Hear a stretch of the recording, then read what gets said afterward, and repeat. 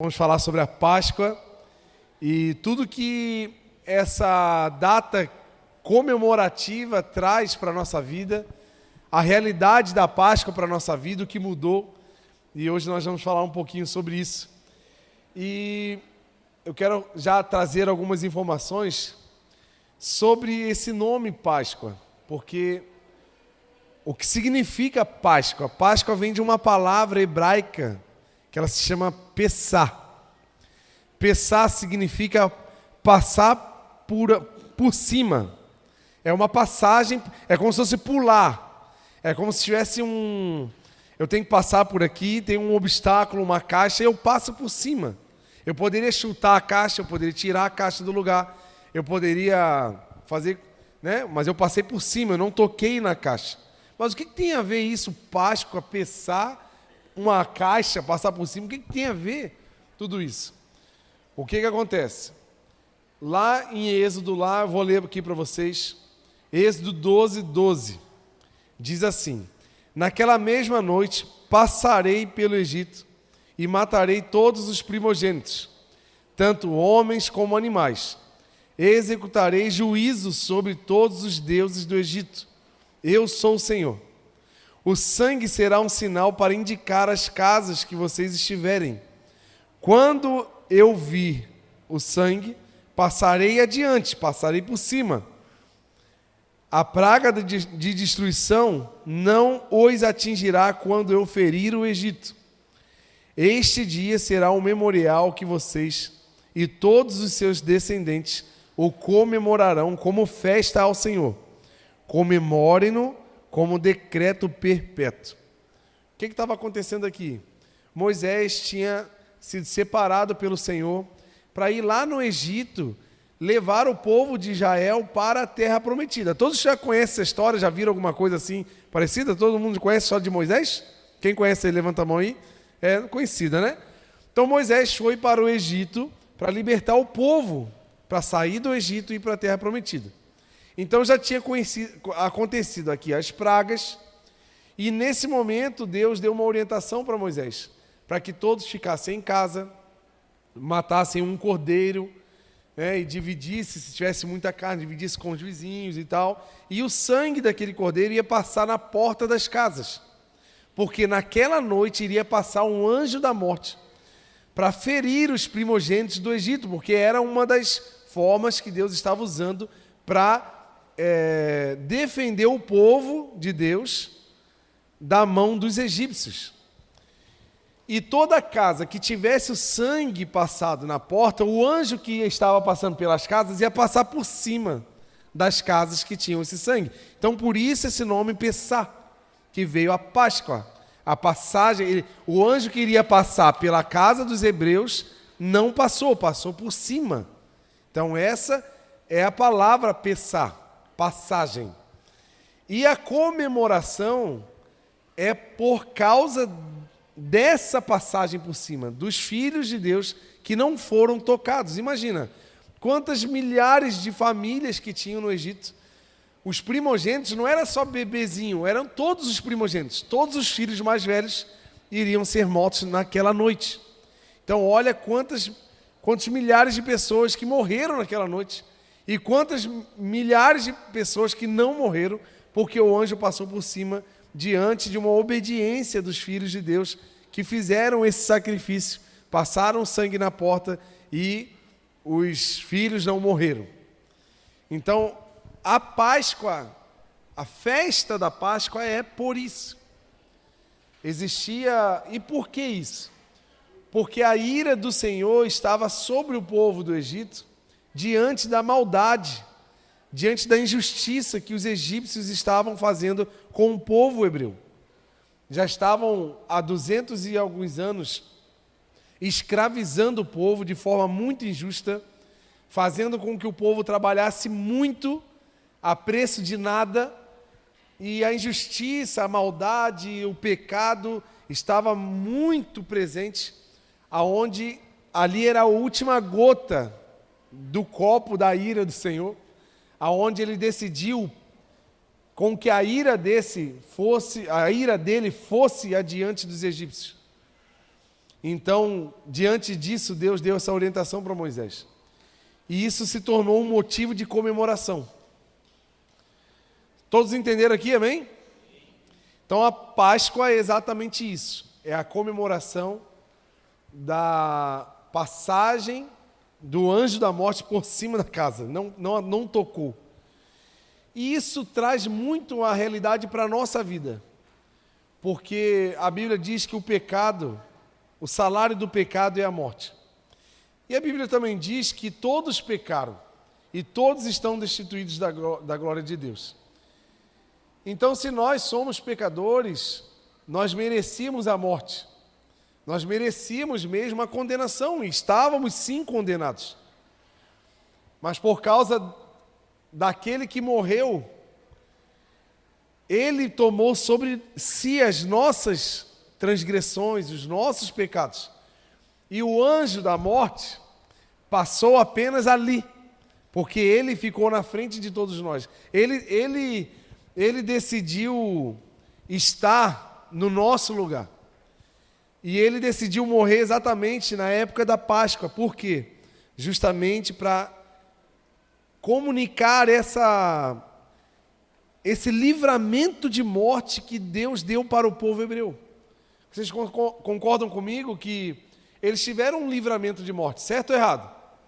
Eles poderiam ter morrido, se não passasse o sangue na porta, eles iriam morrer tanto quanto os outros. Mas por causa da obediência, por causa do sangue, por causa de um sacrifício terceirizado. Não foram eles, não era o sangue deles, mas era o sangue de um cordeiro. Eles passaram por causa da marca do sangue, o livramento de morte aconteceu. E exatamente quando Jesus, o Cordeiro perfeito, morre em nosso lugar, o sangue dele é passado na minha vida e na sua vida. E essa ira do Senhor contra o pecado que está em nós não nos condena mais. E por isso temos o livramento da morte eterna. Você está entendendo isso aí, amém? Entenderam que o mesmo livramento do Êxodo aconteceu agora em nós. A ira do Senhor por causa do pecado que está em nós. Quem é que nunca pecou? Difícil, né? Por mais forte que você esteja tentando ser essa semana, por mais assim, buscando ao Senhor que a gente esteja buscando, por mais concentrado que eu esteja, a minha natureza é pecaminosa. Os meus pensamentos são pecaminosos. Os meus sentimentos, a Bíblia diz que o meu coração é enganoso. Ele nos engana. A Bíblia fala também sobre a nossa natureza, que nós sabemos o bem que devemos fazer e não fazemos. E quando olhamos o mal que não deveríamos estar fazendo, já fizemos. Então nós merecíamos sim a condenação por causa do nosso comportamento, por causa do nosso estilo de vida. Mas Deus nos livrou da morte através do seu Filho na cruz. Você pode aplaudir o Senhor por esse sacrifício que mudou a minha vida e a sua vida. Meu Deus! Agora, assim, o que você e eu fizemos para merecer? Nada. Não é por obras. Não é porque eu e você decidimos ser agora pessoas comportadas. Não é porque agora a gente decidiu parar de fazer isso ou aquilo, não. Simplesmente porque Ele olhou para o mundo e amou de tal maneira que entregou o seu próprio Filho para que morresse no nosso lugar. Ele ama você, Ele me ama. O amor dele é eterno e a sua misericórdia nos atrai para perto dele. Nós estamos aqui hoje porque fomos atraídos pela misericórdia do Senhor. Nós viemos aí, acordamos num domingo de manhã, fomos atraídos por uma festa maravilhosa que declara, proclama e comemora o livramento da morte eterna.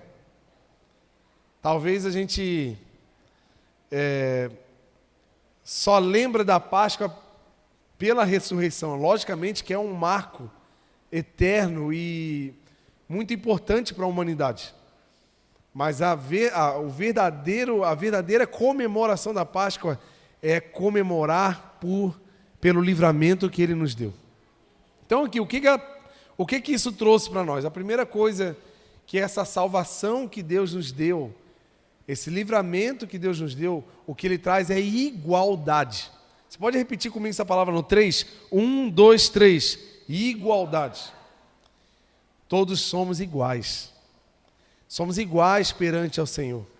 Deus nos ama igualmente. Deus não tem filhos preferidos. Deus não tem preferências. Ele olha para você, Ele olha para mim, Ele olha para ele olha para ela e Ele ama, porque o amor dele não tem começo e não tem fim. O amor de Deus é eterno. Então Ele salvou os pecadores. Ele nos iguala. Porque a palavra diz assim, lá em Êxodo 12, 3, diz assim, lá na orientação que Deus deu para Moisés. Digam a toda a comunidade de Israel que no 10º dia desse mês, todo homem deverá separar um cordeiro ou um cabrito, para a sua família, um para cada casa. Se uma família for pequena demais para um animal inteiro, deve dividi-lo e dar para o seu vizinho mais próximo, conforme o número de pessoas e conforme o que cada um pode comer. Então está vendo que existe uma divisão para que todos possam participar do sacrifício. Então Deus olha a todos igualmente. Ele olha aquele que tem muitos recursos, Ele olha aquele que tem poucos recursos. Ele olha aquele que é mais alto, aquele que é mais baixo, aquele que mora na periferia, Ele olha aquele que mora no centro da cidade. Ele ama a todos. O amor do Senhor está estendido a todos aqueles, e todo aquele que crê não vai morrer, mas vai viver eternamente. Não é sobre eu ter alguma coisa, sobre eu saber alguma coisa, é sobre eu crer que o Senhor Jesus é a minha salvação. Isso muda a sua história e a minha história. Então, para Deus, todos nós somos iguais. Ele ama, e Ele encontrou você e eu no caminho. Sarou as nossas feridas e nos conduz à vida eterna. Independente do seu pecado, independente do que você fez, independente de onde você veio, isso não importa para o Senhor, porque o amor dele se estende a mim e à sua vida. E o sangue dele perdoa todo o pecado. Então que você se sinta amado por Deus hoje. O amor dele não começa quando decidimos mudar. A Bíblia diz que nós o amamos porque Ele nos amou primeiro. A Bíblia fala que não fomos nós que o escolhemos, mas foi Ele quem nos escolheu. Então não foi eu e você que decidiu, mas Ele decidiu nos salvar. Ele decidiu nos amar, e o amor dele é eterno, não tem um começo. Ele não começou porque você mudou. Não, Ele já te amava e me amava ainda sendo pecador. E o amor dele me transforma uma nova vida. E se eu aprendo a desfrutar desse amor, devagarzinho a minha vida, o meu cotidiano, a minha agenda vai mudando. Os meus atos vão mudando. Coisas que eu fazia no passado agora não fazem mais sentido, porque eu não preciso mais daquelas coisas. Salmo 23 diz que quando o Senhor é o meu pastor, quando eu entendo isso, eu não sinto falta de mais nada, porque Ele é tudo para mim. Então eu não preciso mais de coisas do mundo, eu não preciso mais de práticas do mundo, porque tudo que eu preciso está no Senhor. Tu acredita nisso ou não? Outra coisa que a Páscoa nos trouxe, que esse livramento da Páscoa me trouxe, a comunhão com todos. A cultura do reino de Deus, gente, é a comunhão. Por quê? Quando Adão pecou, lá no início da história da humanidade, Adão tinha uma comunhão direta com Deus. Deus o visitava todos os dias, no final do dia, e tinha uma comunhão, uma conversa diária. E após o pecado, houve uma ruptura. A comunhão entre o homem, a humanidade e Deus estava rompida. E isso, o tempo foi passando, e cada vez mais o ser humano foi se entregando para o pecado e se sujando mais, se afastando mais. E por mais que o ser humano quisesse se achegar a Deus, ele não conseguiria, porque nós não temos capacidade de mudar essa natureza. E Deus, no tempo oportuno, enviou o seu Filho para que devolvesse essa comunhão entre a humanidade e Deus. Deus pagou o preço mais caro do universo para que eu e você pudéssemos ter comunhão com Ele. A comunhão custa caro, gente. Principalmente a comunhão que nós temos com Deus. Hoje, eu e você, aonde estivermos, podemos clamar o nome do Senhor e Ele irá nos ouvir. Porque essa comunhão voltou. Agora somos amigos de Deus. A Bíblia diz que nós éramos inimigos. Agora somos filhos de Deus. Somos resgatados e justificados pelo Senhor. Hoje temos um novo status, uma nova posição diante de Deus. Não pelo que você e eu fizemos, mas pelo que Ele fez. Então a nossa comunhão com Deus está estabelecida novamente. Romanos 10 diz: todo aquele que invocar o nome do Senhor será salvo. Por quê? Porque a nossa ligação está reestabelecida. Você pode clamar o nome do Senhor. Você vai ser salvo, e não só você, você e a sua casa. Você e seus filhos, você e seu esposo, você e sua esposa. Porque agora não tem mais mediador, não tem mais nenhum método que precisamos chegar ao Senhor, que tem que passar por homens. A Bíblia fala em Timóteo, só há um mediador entre Deus e os homens, Jesus Cristo. Ele foi no meio dessa história.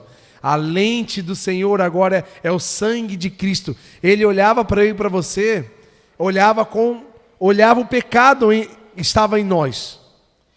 E quando Jesus morreu na cruz, como se Deus colocasse uma lente vermelha de sangue e olhasse para mim e para você, e agora vê filhos perdoados e justificados. Você pode aplaudir esse sacrifício maravilhoso aí, meu Deus.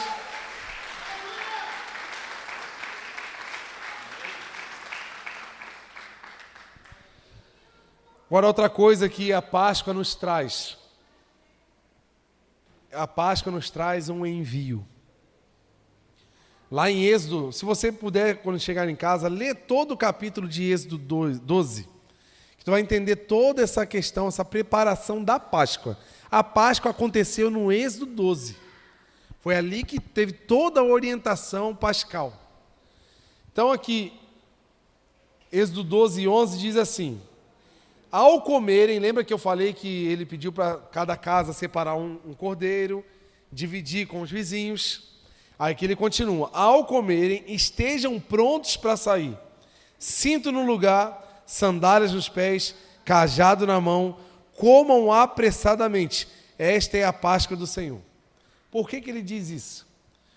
Porque a salvação, gente, não pode chegar em mim e parar em mim. A salvação, a Páscoa, esse livramento que Deus nos deu, ele não foi feito para ficar em mim, guardado em mim. Ele foi feito para que eu e você pudéssemos desfrutar, mas estar prontos para sermos enviados para propagar essa notícia. Quantas pessoas que vocês conhecem que não sabem disso tudo que eu estou falando aqui? Quem conhece gente aqui que não sabe do que eu estou falando? Conhece gente no teu bairro, na tua família? Essas pessoas que vocês conhecem estão prontas a ouvirem da sua boca essa mensagem que eu estou falando. Esse é o envio que a Páscoa nos dá. Ele fala assim, ó: mate o cordeiro, prepare para comer, faz uma festa, mas bota a sandália no pé, o cajado na mão, fique pronto para sair. Não seja acomodado, não fique parado, porque vocês vão ter que passar para as outras gerações essa mensagem. A Bíblia fala aqui em Êxodo que é para perpetuar essa comemoração. Interessante, né? Tem gente que não acredita na Bíblia, tem gente que não acredita que isso tudo é verdade. Quantos milhares de anos já passaram e até hoje é comemorado? Não é só sobre Jesus morrendo e ressuscitando, é desde esse primeiro livramento de Êxodo. A Páscoa não foi marcada na ressurreição de Jesus. Já existia Páscoa quando Jesus morreu. Jesus escolheu a Páscoa para morrer, para significar esse livramento da morte eterna. Então já era uma festa muito antiga. E quando algo é mentiroso, pode até durar um tempo, mas quando é mentira, a mentira ela se desfaz. Ela, sabe assim, aquelas lendas urbanas, por exemplo, comer manga e tomar leite, né? A gente até um tempo acreditava que fazia mal, né? Mas essa mentira dissipa, né? Vou deixar o chinelo virado ao contrário, a mãe da gente morre, essas coisas assim. A gente escuta, essas mentiras são dissipadas. Mas quando a coisa é verdade, ela dura para sempre. A palavra do Senhor dura para sempre.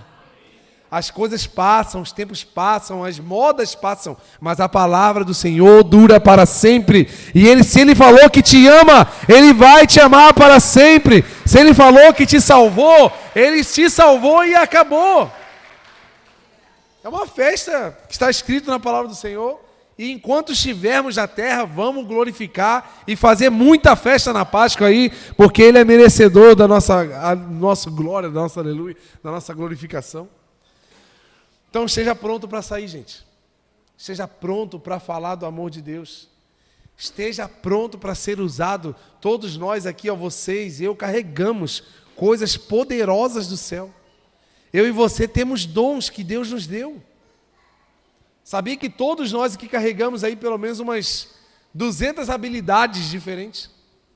Talvez a tua habilidade seja fazer um bolo. Mas é hora de você levar um bolo do seu vizinho e falar assim, Deus mandou te entregar esse bolo aqui, falar que Ele te ama, Ele me encontrou e Ele está te encontrando. E esse bolo vai ser um convite para a vida eterna do seu vizinho. Eu não sei qual é a habilidade que você carrega, mas eu tenho uma certeza, ela foi feita pelo Senhor e para a salvação de muitas pessoas. Então acredite, você também precisa estar pronto para sair. Precisa estar pronto para ser usado por Deus.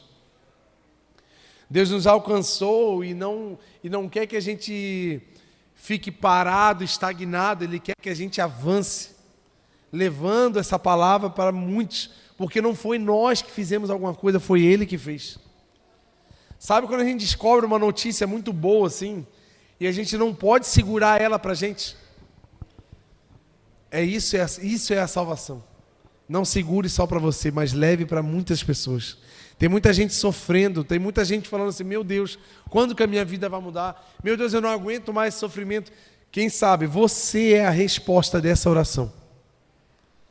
A igreja está aqui, o pastor, os obreiros, os líderes estão aqui, nós não conhecemos todas as pessoas que estão em volta da sua vida, mas você está lá plantado naquele lugar, naquele bairro, naquela rua, e você carrega a salvação do Senhor. Então você pode ser uma chave de mudança para aquela pessoa. Você acredita nisso ou não? E por último, a Páscoa nos trouxe um favor. Romanos 5,17 diz assim, se pela transgressão de um só, Adão, a morte reinou por meio dele, muito mais aqueles que recebem de Deus a imensa provisão da graça e a dádiva da justiça reinarão em vida por meio de um único homem, Jesus Cristo. O que Paulo está falando aqui? O pecado e a condenação entrou por meio de um homem e condenou toda a humanidade. E trouxe esse fardo. Mas Deus veio com uma imensa graça, uma imensa dádiva de justiça. A justiça de Deus, a aplicação da justiça de Deus, não é pegar eu e você que estávamos condenados e realmente dar a sentença da condenação. A aplicação de justiça de Deus é nos tornar justos diante do olhar de Deus. Então nós somos justificados. Então por isso que ele fala que a provisão de graça e justiça reina sobre a nossa vida por meio de Jesus Cristo. Então eu e você não somos mais condenados. Recebemos um favor. Foi um favor. Quer um exemplo? Eu e você lá na 7ª série, oitava série. Bagunceiro, conversa a aula inteira, tira nota ruim, não entrega os trabalhos. Você sabe que no final de ano você não vai passar. E na minha época não tinha o 9º ano, né? Então a 8ª série era sinal de que eu vou para outra escola, 2º grau. Agora eu sou jovem, agora eu sou independente, né? Agora eu tô criando barba, agora estou virando homem. O sinal da 8ª série era aquele salto para um novo tempo. Só que se eu era todo bagunceiro, nota ruim o ano inteiro, eu sabia que meus amigos que eram dedicados iam passar. E eu não. Rapaz, vou ficar aqui mais um ano. Tem que estudar tudo de novo. E chega dezembro, conselho de classe. sai a lista dos aprovados. Quem lembra dessa época assim de ver a lista dos aprovados? Meu Jesus! Ah, Jesus, que frio na barriga. E simplesmente eu não vou ver a lista porque eu sei aonde eu vou estar. Eu não vou aparecer nessa lista. De repente um amigo me chama: João, vem aqui, cara, vem aqui ver um negócio. O quê? Seu nome está na lista dos aprovados. Como assim? Cara, alguém aprovou você. Você estava reprovado, agora você vai para um novo tempo. Por quê? Eu não merecia, eu não fiz nada, eu sabia que estava condenado. Isso é a graça de Jesus. É um prêmio que nós ganhamos sem merecer nada, sem ter feito nada para merecer e para provar que eu era bom ou ruim. Simplesmente Ele me amou e me justificou, e diante dele eu sou justo e santo. Nós somos santos diante dele. Você e sua casa, você e sua família, você e seus amigos serão santos ao crer no nome santo de Jesus.